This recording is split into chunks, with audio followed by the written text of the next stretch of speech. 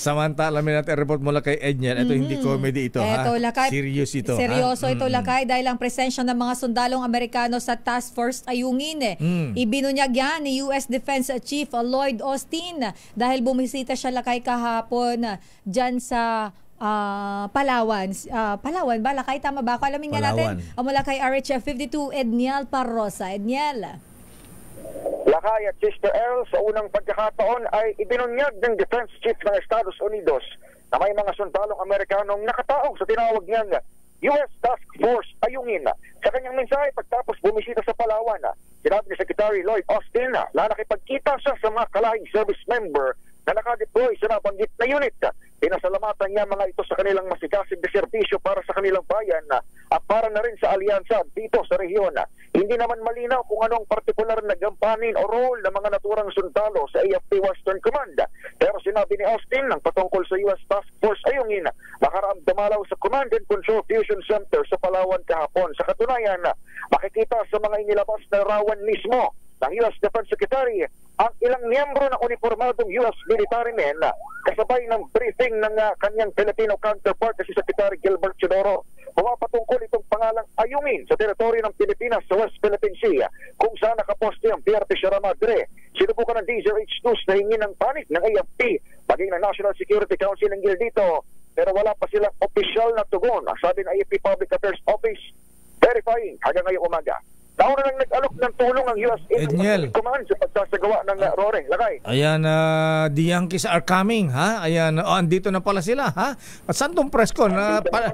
Palawan ba ito? Sa Villa Escudero ito? Parang sa ilalim ng puno ng nyug sa Villa Escudero ito. Palawan, Lakay. Palawan. Palawan ba yan? Oo, bumisita sila sa Westcom kahapon. Isa doon sa mga activities nila. Kung makikita mo dyan, parang may maliit na bangka na robotic ang itsura. Inobserbahan o inspeksyon ni Secretary Gilbert Austin. Ito yung kung tawagin ay T-12 Unmanned vehicle. Itong ginagamit na drone siya, Lakay, pero pantubig. Nasa ibabaw siya ng dagat. Ang ginagamit niya ng Philippine Navy pang monitor ang mga barko o aktibidad sa West Philippine Sea. Isa lang yan doon sa mga assets ng Navy. Lumilipad yan o lumulutang lang yan, yung drone na yan? Lutang, Lakay. Lutang, Lakay. Oo, parang kakaibang klase ng drone, pandagat naman. Isa yan doon sa mga assets na nakuha ng Pilipinas mula sa military financing ng USA. Ngayon taon lamang yan, so bagong-bago. Effective ba yan? Baka binibenta lang tayo ng kung ano ng mga Amerikano o utoy na naman tayo dyan. Na-test ba, Edniel?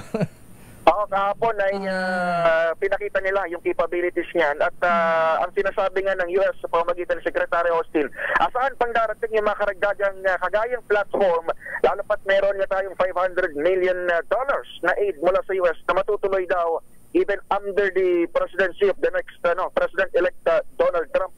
Pero maliban dyan sa inspection nila sa T-12 unmanned vessel na yan, rather, ay lumalabas na bumisita rin pala itong si Secretary Austin sa Task Force Ayungin o U.S. Task Force Ayungin.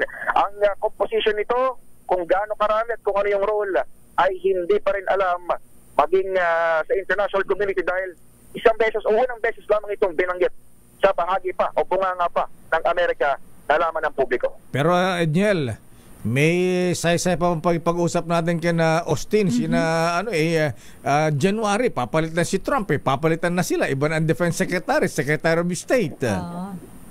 Lakay, kahapon, sabi ni Secretary Gibo, ay yung unang nakuha na $500 million na napagkasundaan, tuloy yun, regardless kung maupo si President-elect Trump.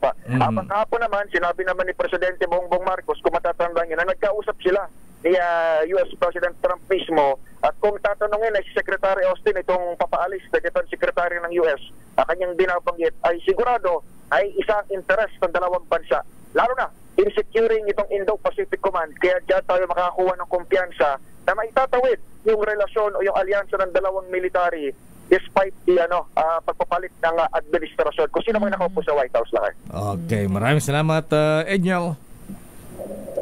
Ito si Edniel Parrosa, nag-uulat para sa DZRH. Una sa Pilipinas, una sa Pilipino.